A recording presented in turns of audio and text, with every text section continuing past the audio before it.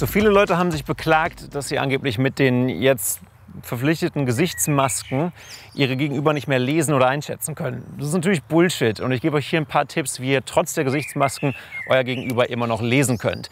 Erstens könnt ihr natürlich auf die Augen achten. Unter anderem ein echtes Lächeln werdet ihr sogar nur an den Augen erkennen können. Ein gefaktes Lächeln geht nach hier. Ein Lächeln, das echt und ungefälscht ist, geht sogar in die kleinen Muskeln, die sich um die Augen spielen. Das heißt, wenn jemand lachen seht und ihr seht, dass sich in seinen Augen das Lachen widerspiegelt, wisst ihr, dass das Lachen wirklich ist und das könnt ihr natürlich auch mit Maske erkennen. Zweitens könnt ihr auf die Pupillen achten. Ihr werdet nämlich sehen, dass die Pupillen einer Person sich dann vergrößern, wenn die Person auf etwas schaut, was sie begehrt oder gerne besitzen möchte oder was sie gut findet.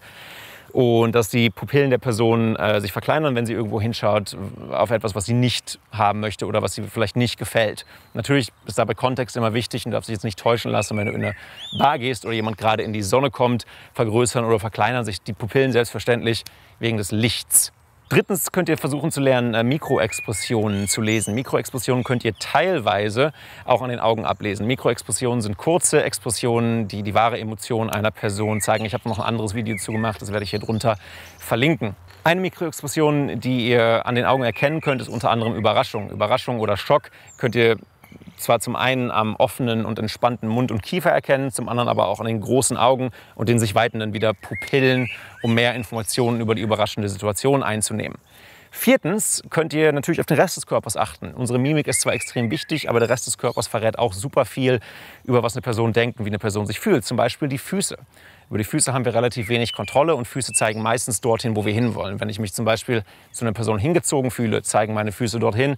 Wenn ich von einer Person weg möchte oder einer Situation entkommen möchte, zeigen meine Füße oftmals zum Ausgang. Wenn ihr also auf den Rest des Körpers achtet, könnt ihr trotz Gesichtsmaske eure Gegenüber noch lesen. Und letztens, das ist eigentlich mehr ein Tipp für euch, also fünftens, Tipp für euch, weil ihr die Gesichtsmasken auch tragt, ist es, glaube ich, besonders wichtig, dass ihr eure Mimik und eure Gestik jetzt noch mehr aktiviert. Dass ihr also eurem Gegenüber zeigt, wenn ihr lächelt und das Lächeln auch eure Augen erreichen lasst, damit euer Gegenüber mit euch empathieren kann und sich in euch einfühlen kann und das Gefühl hat, dass er oder sie euch einschätzen kann. Alright, stay safe, stay healthy und bis dann.